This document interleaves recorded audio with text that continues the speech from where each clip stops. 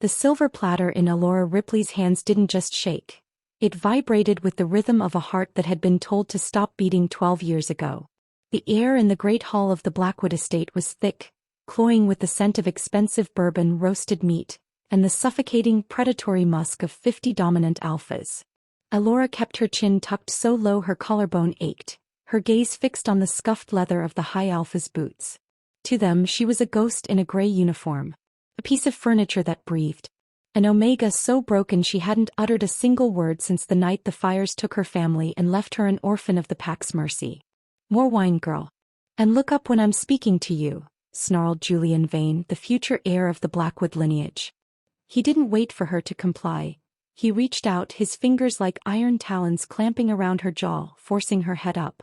The room went silent. It was a violation of the highest order, not because she was a woman, but because an alpha touching an Omega servant with such raw aggression usually preceded a culling. Alora's eyes, a dull, flat hazel, met his piercing blue ones. She felt the familiar sting of tears she refused to shed. In the shadows of the balcony she saw the other servants, her only family, turn their heads away in fear. Still silent, still wolfless. Julian sneered, his voice carrying to every corner of the hall. 12 years we've fed you, Alora. 12 years you've taken up space in the dirt of our kitchen. Tonight is the blood moon. The night the weak are separated from the strong. Tell me, do you feel anything at all? Or is there truly nothing inside that hollow chest of yours? He shoved her back. Alora stumbled, the silver platter clattering to the marble floor with a sound like a dying bell. The wine spilled, dark arterial red, staining the hem of her dress. Laughter erupted, a cruel, jagged sound that scraped against her nerves. But as she knelt to pick up the tray, something shifted. The moon, hanging bloated and crimson outside the floor-to-ceiling windows, hit its zenith. Suddenly the laughter didn't sound like voices anymore. It sounded like the rushing of a waterfall. The scent of the wine didn't smell like grapes. It smelled like copper and ancient earth. A localized heat, sharp and agonizing, ignited at the base of Alora's spine. It wasn't the heat of a fever. It was the heat of a forge. For the first time in over a decade, the silence in her head, that vast empty void she had called home, was shattered by a low rhythmic thrumming. Rise. The word wasn't hers. It was deeper. It was older. It felt like the ground itself was speaking through her bones. Alora gripped the edge of the platter, her knuckles turning white. Her vision blurred, the edges of the room fraying into streaks of silver light. The pain was an ocean and she was drowning in it, but beneath the pain was a terrifying, exhilarating strength. Something is wrong, a voice whispered from the high table. It was the pack seer, her eyes widening as she stared at the floor beneath Alora's feet. The marble was cracking. Fine, spiderweb fissures radiated outward from where the Omega knelt. Alora gasped, her first sound in 12 years, and it wasn't a cry for help. It was a low, vibrating growl that shook the crystal chandeliers overhead. She looked up and Julian Vane took a step back, his face draining of color. The dull hazel of her eyes was gone. In its place was a terrifying, brilliant flash of molten silver, the mark of a true alpha bloodline thought to be extinct for a century. Hello to all my incredible story lovers out there. It is so wonderful to have you here for this journey. Before we dive deeper into the mystery of Alora's blood, I want to take a moment to say hello. I'm so curious, where in the world are you watching from today? Drop your country or city in the comments below. I love seeing how far our pack reaches. How are you all doing today? I truly hope you're feeling strong and inspired. If you're enjoying this tale of hidden power and destiny so far, please take a quick second to check if you've hit that subscribe button and turned on the notification bell. It truly helps the channel more than you know, and I'd love to have you as part of our growing community. Now, the blood moon has risen and a servant's silence has been broken. What happens when the person you've spent a decade stepping on suddenly holds the power to crush your entire world? Let's find out. The heat in Alora's veins turned from a simmer to a roar. She could feel the stares of the pack, the confusion, the rising scent of fear, and the sheer disbelief radiating from Julian. He was the rightful heir, yet he was trembling. What are you?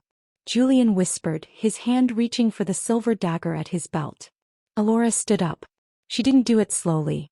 She rose with a fluid, predatory grace that she hadn't possessed seconds before. The gray fabric of her servant's uniform seemed to strain against a sudden shift in her posture. She felt taller. She felt seen. The High Alpha, Julian's father, slammed his fists onto the table. Guards. Seize her. She is using forbidden sorcery. No Omega carries the silver light. But as the guards lunged forward, the air in the room didn't just turn cold. It froze. A shock wave of pure, unfiltered alpha command radiated from Elora, a golden-silver pulse that slammed into the guards like a physical wall. They didn't just stop. They fell to their knees, their wolves whimpering in their minds, forced into submission by a voice that didn't need to speak a word to be obeyed. Elora looked at her hands. They were glowing. Not with magic, but with the radiance of a soul that had finally found its way home. The mystery of her past wasn't just a secret anymore. It was a weapon. How had a wolfless girl carried the fire of a goddess for 12 years without knowing? Who had suppressed this power, and what would they do now that the seal was broken? The era of the servant was over. The era of the true alpha had begun. The silence that followed the shockwave was more deafening than the growl had been. In the flickering torchlight of the great hall, Elora stood amidst the kneeling guards, her breath coming in shallow, jagged hitches. The silver glow in her eyes pulsed like a dying star, slowly receding but leaving behind a terrifying clarity. For the first time in 12 years, the fog in her mind had cleared, replaced by a sensory overload that made the world feel painfully sharp. She could hear the frantic heartbeat of a mouse behind the wainscoting. She could smell the ozone of the coming storm outside and the bitter metallic tang of Julian's sweat. "Get up!" Julian roared at his men, his voice cracking with humiliation. "She's a servant. A defect. Do not let a common maid intimidate you." But the guards stayed down, their heads bowed. They weren't obeying Julian. They were reacting to an ancient, biological imperative. Their wolves recognized a predator that sat higher on the food chain than any Blackwood heir. Elora's gaze drifted toward the far corner of the hall, near the kitchens where a tall, broad-shouldered man stood in the shadows. Caleb Thorne, named after the rugged survivor of a forgotten wasteland and a legendary lawman of the Old West, was the pack's head of security and the only person who had ever shown Elora a shred of humanity. He didn't kneel, but his hand was pressed firmly over his heart, a gesture of profound respect that made Elora's chest tighten. Caleb had spent years secretly leaving extra rations in her quarters and teaching her how to move silently, claiming it was for her protection. Now, looking at the grim realization on his face, Elora realized he had been preparing her for this. Beside him stood Lila Vance, a healer who shared a first name with a famous runaway bride and a last name with a cold-hearted tycoon. Lila's eyes were wide with a mixture of terror and hope. She was the one who had treated Elora's many accidents over the years. The burns from the laundry vats, the bruises from Julian's temper. "Elora." Caleb's voice was a low rumble, barely audible over the rising murmurs of the crowd. "Don't run. If you run, they'll hunt you." Elora looked at him, her throat clicking as she tried to form words for the first time since she was 6 years old. Her deepest desire, the one she had buried under layers of ash and floor wax, wasn't for a throne. It was for belonging. She had spent a decade watching families embrace, watching alphas protect their mates, while she was relegated to the scraps. Her greatest fear was that this power was a curse, that it would make her a target rather than a person. "This is impossible," High Alpha Thomas Sterling, taking his name from a brave captain and a cold-blooded investigator, hissed from the dais. He climbed down the steps, his presence heavy and oppressive. He was a man built on secrets and iron-fisted rule. To him, Elora wasn't just a girl. She was a political catastrophe. "The silver bloodline was extinguished," Thomas continued, his voice dropping to a dangerous whisper as he approached her. "I watched your father's house burn. I made sure nothing survived." The revelation hit Elora like a physical blow. He made sure? The fire that had orphaned her hadn't been an accident. It had been an execution. Suddenly, the memories she had repressed began to bleed through. A man with silver hair laughing as he swung her into the air. A woman with a voice like honey singing a lullaby about the first wolves. And then the screaming. The smell of burning pine. A heavy hand, Caleb's hand, pulling her into a root cellar and telling her to be silent. "If you speak, they will find the light in you. Stay quiet, Elora. Stay small." She hadn't been mute because of trauma. She had been mute to survive. Caleb had protected her by helping her hide her very essence. You knew, Elora whispered. Her voice was raspy like dry leaves skittering across pavement, but it carried a weight that silenced the room. You killed them. Thomas didn't deny it. Instead, a cruel smile touched his lips.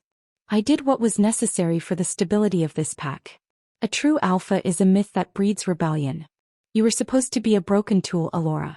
A reminder of what happens to those who think they are destined for more than the dirt. Julian stepped up beside his father, emboldened by the high alpha's presence. She's still just one girl. Silver eyes or not, she has no training. No pack. She's a freak of nature. Elora felt the heat in her blood spike again. It wasn't just anger. It was a desperate primal need to reclaim the identity they had stolen from her. She wasn't just a servant. She was the daughter of the sun and moon, a legacy of a time when alphas led with honor instead of fear. I have spent 12 years in your shadows, Elora said, her voice growing stronger, more resonant. The silver light began to lick at the edges of her fingernails. I have scrubbed your floors and heard your secrets. I know every weakness of this house, Thomas Sterling. I'm not a freak. I am the reckoning you've been dreading for a decade. I hope you're feeling the tension rising. Elora is finally finding her voice, and the secrets of the Blackwood pack are starting to crumble. What do you think Caleb's true role has been all these years? Do you think he's a true ally or just a man following an old debt? Let me know your theories in the comments. And if you're rooting for Elora to take down the Sterlings, make sure you've liked this video and are subscribed. We are just getting started on this journey of fire and silver. As the High Alpha signaled for more guards to surround her, Elora realized that the foundation of her life, the silence, the gray uniform, the lowered eyes, hadn't been a prison. It had been a cocoon. And tonight, the blood moon had peeled back the silk to reveal the predator underneath. But as she braced for the fight, a new scent hit her. It was heavy like cedarwood and rain-drenched earth. It was a scent that didn't belong to the Blackwoods. The massive oak doors of the great hall creaked open, and a figure stood framed against the crimson moonlight. It was a man Elora didn't recognize, yet her wolf, the one that had just woken up, howled in recognition. The stranger took a step into the light, his eyes not hazel or blue but a deep, haunting violet. The girl comes with me, he said, his voice like velvet over gravel. The stakes had just been raised. Elora wasn't the only one with secrets in her blood, and the night was far from over. The air in the room didn't just grow heavy, it curdled. The stranger stepped fully into the light, his presence radiating an authority that made the High Alpha's dominance feel like a flickering candle next to a forest fire. He was tall, dressed in charcoal-colored tactical gear that looked out of place in the opulent ballroom, and his eyes, that haunting, impossible violet, never left Elora's. This was Gideon Knight, his first name borrowed from the brave general of a desert epic, his last from the dark protector of a rain-soaked city. He was the alpha of the Nightshade Pack, a clan of outcasts and warriors who lived in the forbidden peaks of the northern range. Gideon, High Alpha Thomas Sterling spat, his hands curling into fists. You are trespassing on Blackwood soil. This is a pack matter. The girl belongs to us. She belongs to no one, Gideon replied, his voice calm but laced with a lethal edge. He walked toward the center of the hall, the crowd parting for him like the Red Sea. And she certainly doesn't belong in a cage built of your lies, Thomas. The blood moon doesn't lie. You felt that pulse. You know who she is. Elora stood frozen, her heart hammering against her ribs. She looked from the man who had ordered her family's death to the stranger who claimed to know her truth. The silver fire in her veins was still screaming, but now it wasn't just screaming to be free. It was reacting to Gideon. A pull like a physical tether tugged at her soul, drawing her toward him. She is an Omega servant. Julian screamed, unable to contain his jealousy as he lunged forward, silver dagger drawn.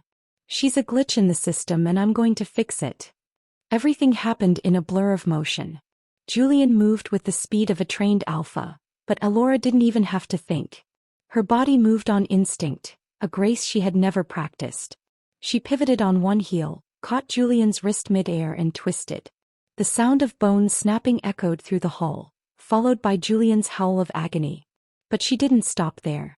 As 3 more guards rushed her, a wall of violet energy, pure raw will, erupted from Gideon, throwing the attackers back.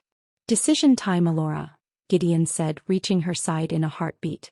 He didn't touch her, sensing the volatile power radiating from her skin. Stay here and they will find a way to silence you forever. They'll put you in a basement and bleed that silver dry to power their own dying line. Or you come with me. You learn what you are. And you take back what they stole. Alora looked at the faces of the people she had served for 12 years. She saw no remorse in Thomas's eyes, only the cold calculation of a man trying to dispose of evidence. She looked at Caleb, who gave her a single imperceptible nod. I'm not a servant, Alora whispered, her voice finally losing its rasp and gaining a melodic, terrifying strength. She looked at Thomas Sterling, her silver eyes burning with the intensity of a sun. And I'm not silent anymore. She reached out and took Gideon's hand. The moment their skin touched, a literal explosion of light rocked the great hall. It wasn't just a spark. It was a fusion. The silver of her blood met the violet of his, creating a shockwave that shattered every window in the estate. The glass rained down like diamonds in the red moonlight. Now! Gideon shouted. Before the guards could recover from the sensory assault, Gideon swung Alora into his arms. He didn't run like a man escaping. He moved like a predator reclaiming his prize. He leaped through the shattered remains of the grand window, plummeting toward the dark forest below.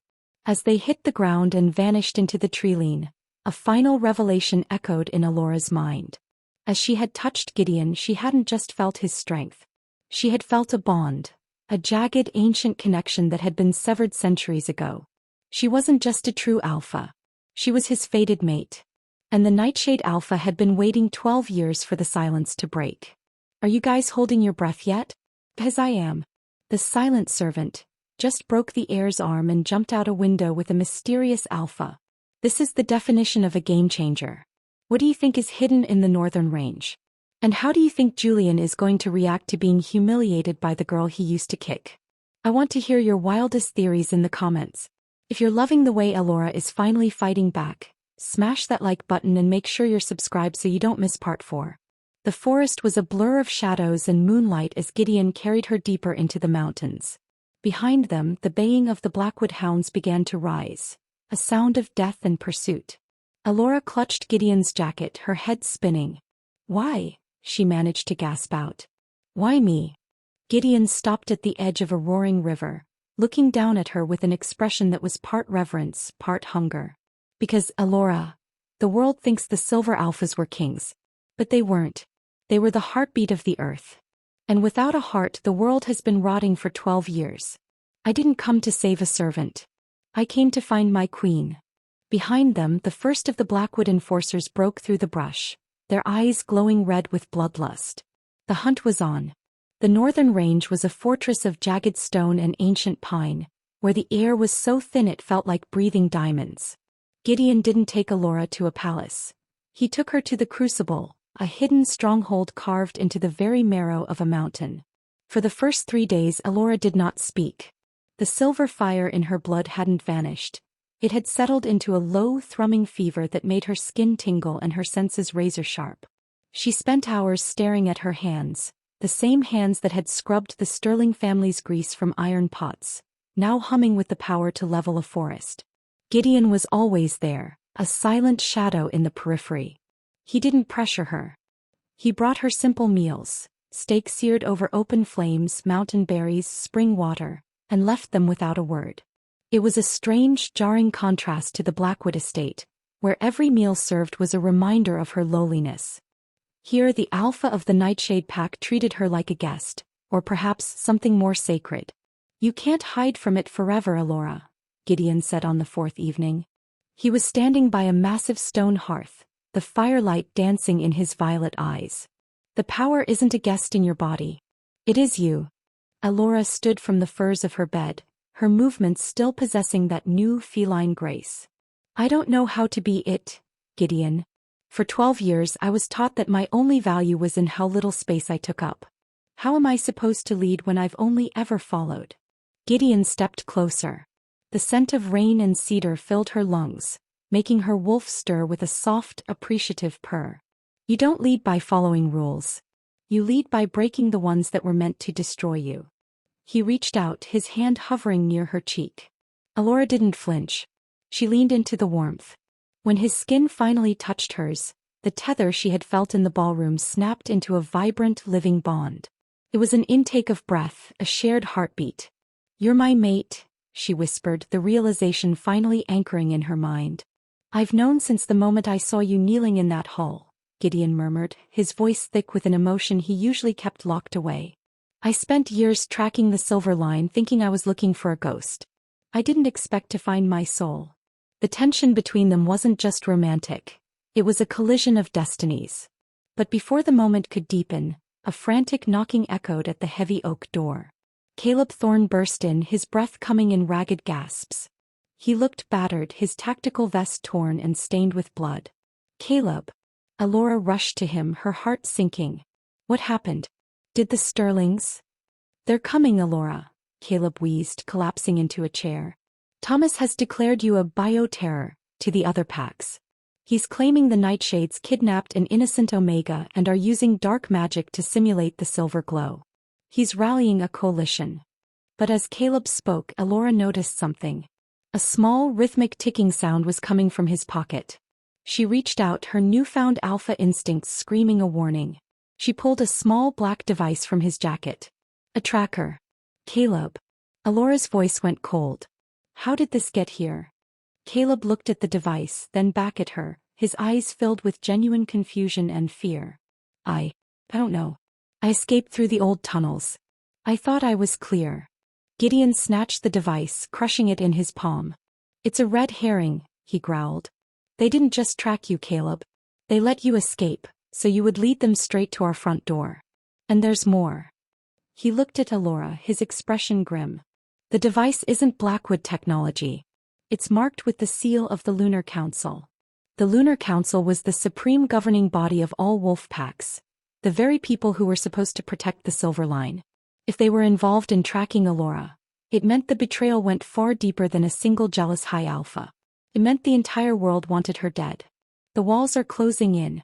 Not only is Alora being hunted by her former oppressors, but it looks like the very people meant to uphold justice are the ones pulling the strings. Is Caleb a pawn, or is he part of the trap? Alora felt the hope that had been blooming in her chest turn into a hard, cold knot of determination. She looked at the crushed tracker in Gideon's hand, then at the horizon where the first lights of the pursuing packs were beginning to flicker in the distance. "They think I'm a simulation?" Alora asked, her eyes flashing that brilliant, molten silver. "They think this power is a trick?" She walked to the edge of the balcony overlooking the mountain pass. She could feel the earth beneath the stronghold, the ancient ley lines of the world vibrating in sympathy with her blood. "Let them come," she said, her voice echoing through the stone halls like thunder. "I'm tired of being a secret. It's time the world remembered why they feared the Silver Alphas in the first place." Gideon stood behind her, his hands resting on her shoulders. Together they watched the darkness. The tension was no longer about survival. It was about the storm they were about to unleash. The mountain air didn't just carry the scent of snow anymore. It carried the stench of old blood and ancient lies.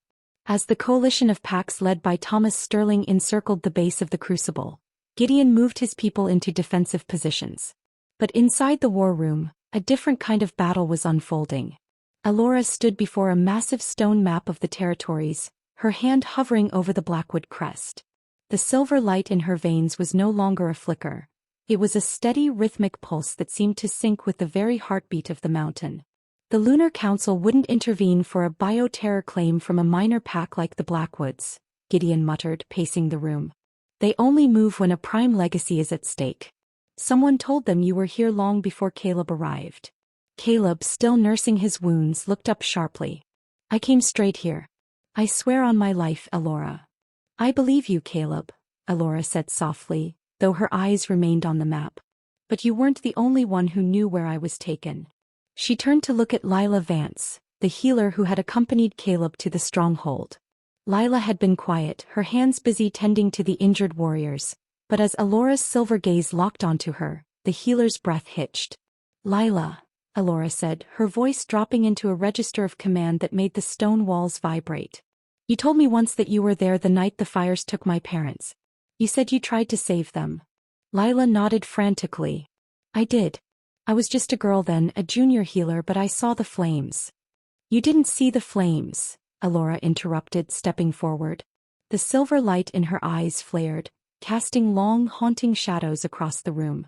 You were the one who started them. The room went deathly silent. Gideon stopped pacing, his hand shifting toward the hilt of his blade. Alora, what are you saying? Caleb whispered, his face pale. My memory was suppressed, Alora said, the words flowing out of her like a mountain stream. 12 years of silence wasn't just trauma. It was a seal.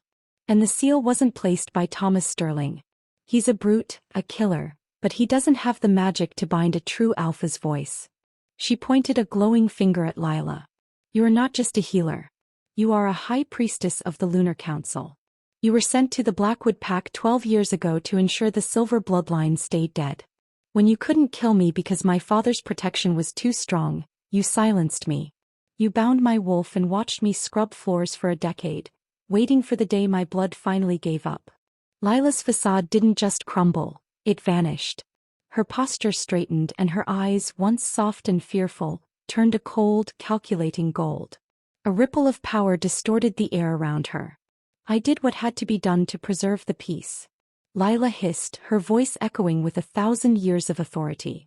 The silver alphas were gods among wolves, Alora. You were too powerful.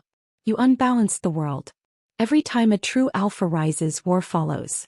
I saved the world from your family's ambition. You didn't save the world, Gideon growled, stepping between Alora and the priestess. You stole a child's life and left a vacuum of power that men like Thomas Sterling filled with cruelty. Lila laughed, a dry, rattling sound. And look what happened the moment she woke up. The packs are at your door. The world is burning again. I didn't just track Caleb. I am the one who told Thomas where to find the abomination. And I've already sent the signal to the council's executioners. She reached into her robes, pulling out a vial of dark, swirling liquid, wolfsbane mixed with liquid silver. She smashed it on the floor. A cloud of toxic vapor erupted, blinding the room. Through the haze, Alora felt a sharp, searing pain in her shoulder. A silver-tipped dagger. If I cannot silence you with a spell, Lila whispered in her ear, I will silence you with the grave. I am absolutely reeling. The person who Alora thought was her only female friend, her healer, was actually the one who destroyed her life. Talk about the ultimate betrayal. How are you guys feeling about this twist?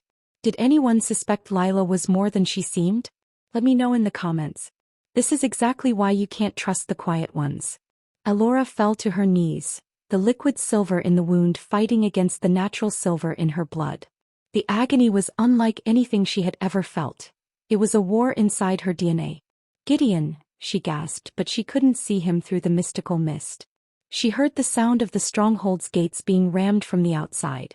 The Blackwoods were breaking in. Lila had neutralized the heart of the resistance from the inside. As darkness began to tug at the edges of Alora's vision, she realized the stakes had never been higher. This wasn't just about a pack war anymore. This was a fight for the very soul of the wolf species. If she died here, the truth of the silver alphas would be buried forever under the lies of the council.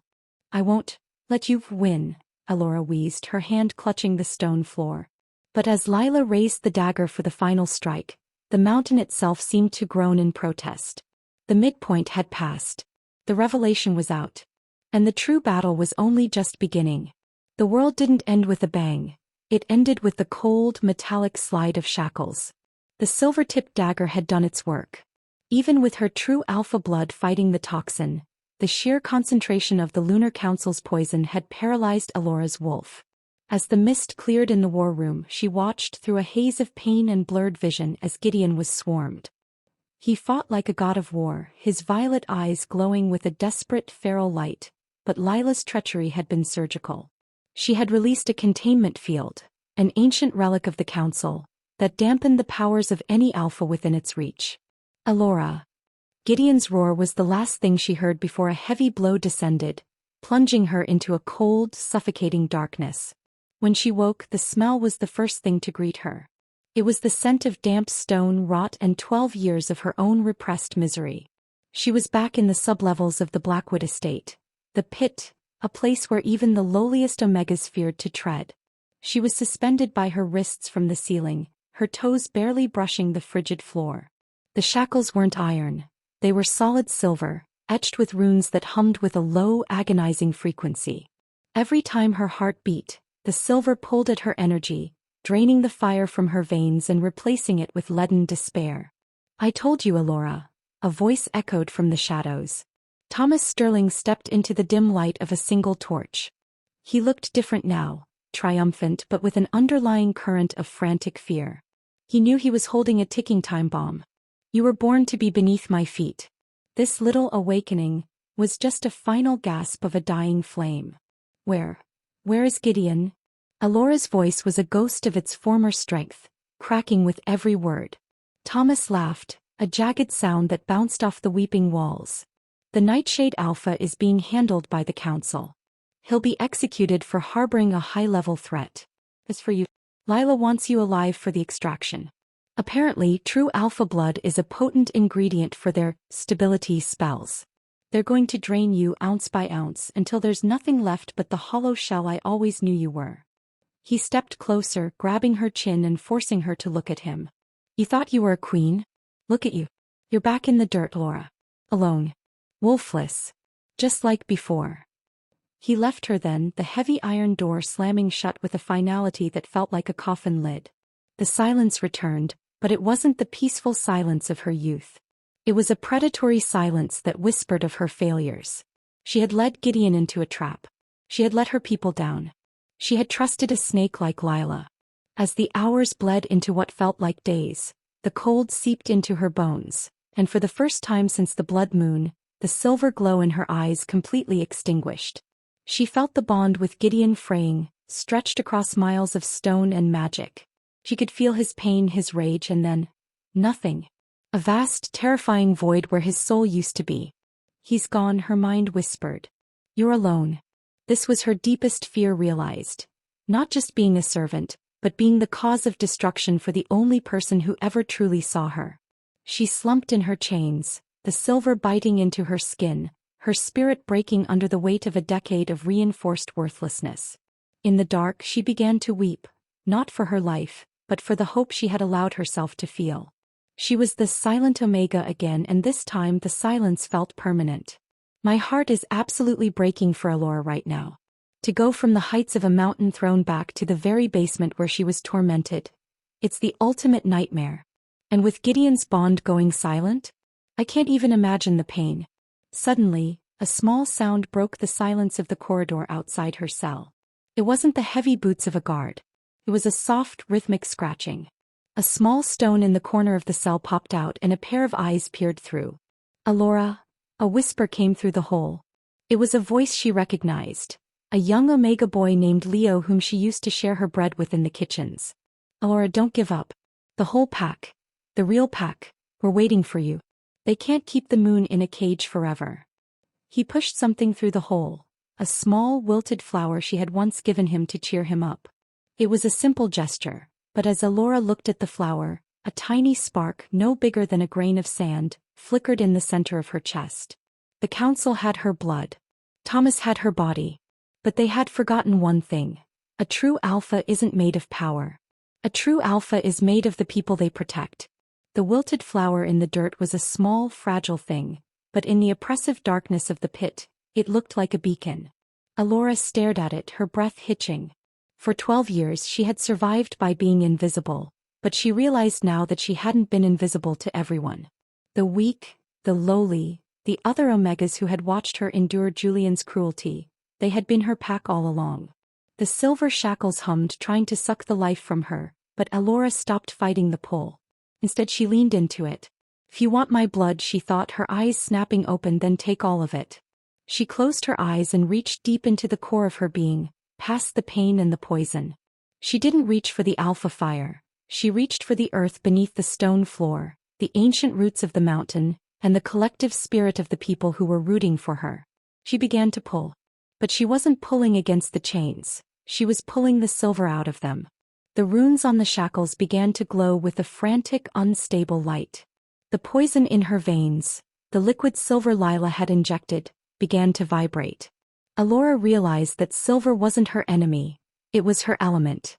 The council used it to bind wolves because wolves were of the moon, and silver was the moon's metal. But a true alpha didn't just reflect the moon, they commanded it. I am the moon's daughter, Alora whispered, her voice gaining a resonance that cracked the stone walls. And you cannot use my own house to imprison me. With a scream of pure, unadulterated willpower, Alora forced the silver toxin in her blood to fuse with the silver of the shackles. The metal didn't just break, it liquefied.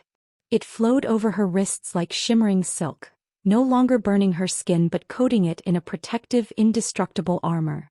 She dropped to the floor, landing in a three-point stance.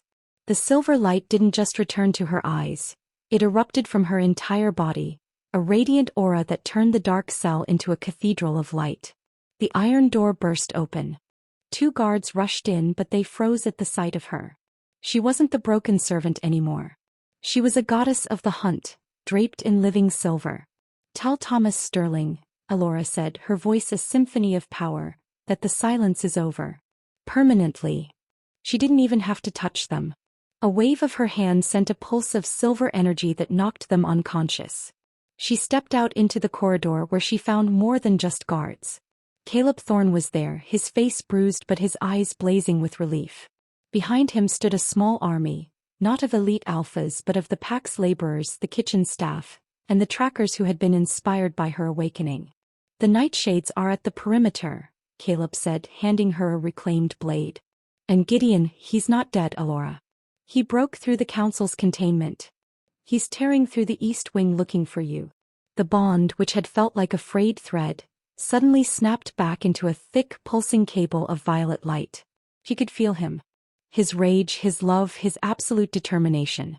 Then let's meet him halfway, Alora said. It's time to take back the Blackwood estate. She literally just turned her shackles into armor. I told you she was the one they should have been afraid of. The rebellion has officially begun and the lowly Omegas are leading the charge. This is the moment we've all been waiting for. Who's ready to see Alora and Gideon reunite and take down the Sterlings? Alora led the charge through the subterranean levels of the estate. Every door she passed, she ripped the silver locks from the frames with a thought, freeing the political prisoners and the defective wolves Thomas had hidden away for years. As they reached the main hall, the heavy oak doors exploded inward. Gideon Knight charged through the debris, his violet eyes meeting her silver ones across the chaos of the battlefield. He didn't stop to talk. He didn't need to. He vaulted over a decorative fountain, landing at her side and pulling her into a brief, bruising kiss that tasted of salt and victory. You look better in silver than in gray, he growled, a feral smile playing on his lips. I'm done with gray, Alora replied, turning her gaze toward the grand staircase where Thomas Sterling and Lila Vance stood, backed by the remnants of the Lunar Council's executioners. The turning point was over. The reckoning had arrived. The Great Hall, once a place of Alora's deepest humiliation, had become the epicenter of a revolution. The air crackled with the collision of 2 ancient powers, the violet storm of Gideon's nightshade authority and the searing, celestial brilliance of Alora's silver awakening. On the grand staircase, High Alpha Thomas Sterling looked like a man watching his empire crumble into ash. Beside him, Lila Vance, the High Priestess, held a staff made of dark obsidian, her face twisted in a mask of cold fury. Kill them, Thomas roared, his voice cracking. Kill the girl and the mongrel Alpha. I'll give a seat on the council to whoever brings me her head. The council executioners, clad in black armor, lunged forward. But they weren't fighting a servant anymore. Alora stepped forward, her movements a blur of silver light. She didn't use a blade, she was the blade. With a flick of her wrist, the silver liquid armor on her arms hardened into razor-sharp gauntlets. She parried the first strike, the executioner's sword shattering against her skin like glass. Gideon was at her back, a whirlwind of violet energy and raw physical power. They moved in perfect synchronization, a dance of fated mates that had been suppressed for 1,000 years. Every time an enemy tried to flank Alora, Gideon was there to intercept. Every time Gideon faced a mystical barrier from the council's mages, Alora's silver fire tore through it like parchment. Lila is mine, Alora said, her voice cutting through the din of battle. She leaped, her silver power propelling her up the staircase in a single gravity-defying bound. Lila raised her staff, chanting an incantation that sent a wave of soul-chilling darkness toward Alora. "You are a mistake, Alora," Lila screamed. "A relic of a world that was too dangerous to exist." "The only mistake," Alora replied, landing on the balcony and walking through the darkness as if it were nothing but a summer mist, "was thinking that peace could be built on the bones of an innocent child." Alora reached out and grabbed the obsidian staff. The contact sent a shockwave of opposing energies through the hall, blowing out the remaining tapestries and sending the combatants below staggering. Lila's eyes widened as the silver fire from Alora's hands began to melt the obsidian. "It feels the balance." Lila stammered, her power failing. "The balance is shifting," Alora whispered. With a final surge of power, Alora shattered the staff. The magical backlash threw Lila against the stone wall, the priestess's gold eyes fading as her connection to the council's forbidden magic was severed. She fell to the floor, not dead, but stripped of the power she had used to terrorize the weak for centuries. Thomas Sterling turned to flee, but he found his path blocked. Not by Gideon, but by the servants he had stepped on for 12 years. Caleb, Leo, and dozens of others stood in his way, their eyes no longer filled with fear, but with the quiet, terrifying resolve of those who have found their leader. Thomas lunged for a hidden door, but Alora appeared before him, the silver light in her eyes now as calm and cold as a winter moon. 12 years, Thomas," she said. 12 years of silence. She didn't kill him. Instead, she placed a hand on his chest. A pulse of silver light rippled through him, not harming his body, but stripping away his alpha status. It was the true alpha's judgment, a power thought lost to history. Thomas collapsed, his wolf retreating into the darkest corners of his mind, leaving him a mundane, powerless man. "You took my voice," Alora said, looking down at him. "Now you will live the rest of your life in the silence you forced on me." The battle ceased. The Blackwood guards, seeing their high alpha defeated and the high priestess broken, dropped their weapons. They looked at Alora and one by one they knelt. Not because of a command but because they recognized the true queen of the wolves. Gideon walked up the stairs, his breathing heavy, his gaze locked on Alora. He reached out, his hand trembling slightly as he touched the silver armor on her shoulder. "It's over, Alora," he whispered. "The throne is yours." Alora looked out over the hall, at the broken furniture, the spilled wine, and the people who were finally breathing free air.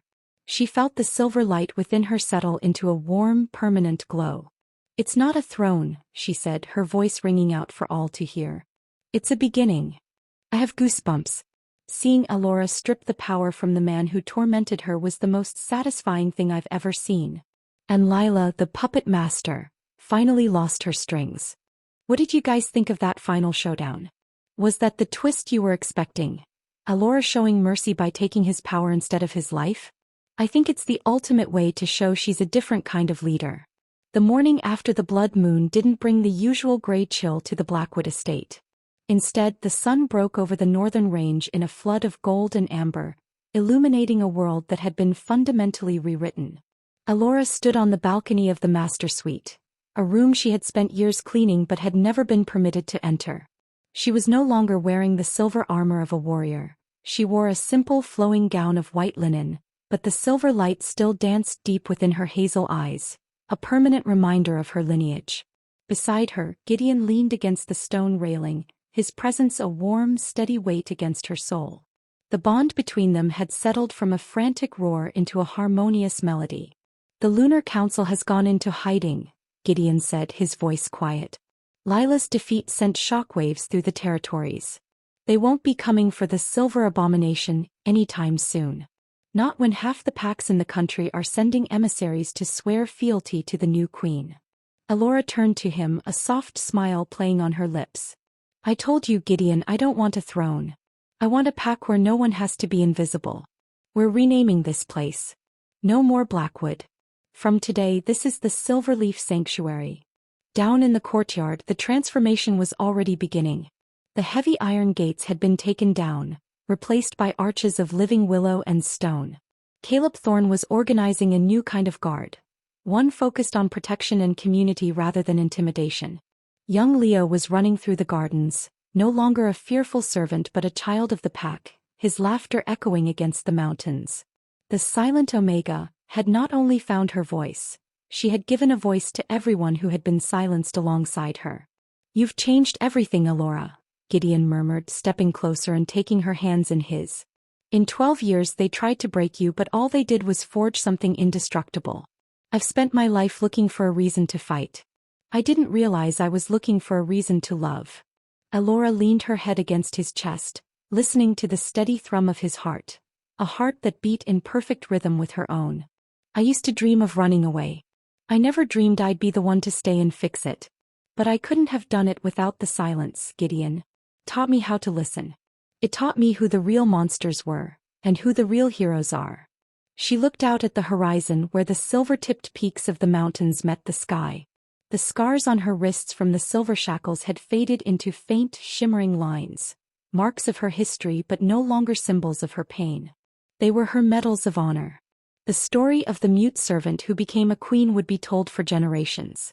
It would be a story of endurance, of the hidden fire within the soul, and the belief that no matter how long the night, the moon always returns to its full glory. As Gideon pulled her into a warm embrace, Alora finally let out a long, peaceful breath. The battle for her identity was won. The battle for her throne was over. Now the only thing left was the rest of her life. A life filled with silver light, violet shadows, and a love that had waited 12 years to finally say its name.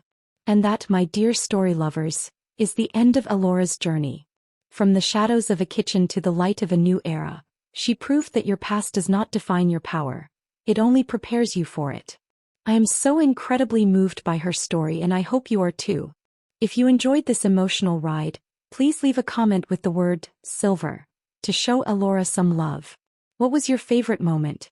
Was it the awakening, the betrayal, or that beautiful final scene on the balcony? I read every single comment, so let me know. And before you go, if you haven't already, please hit that subscribe button and give this video a like. It helps me keep bringing these epic high-stakes stories to life for you. Thank you so much for being part of my pack. Until the next blood moon, stay strong and keep your light burning bright.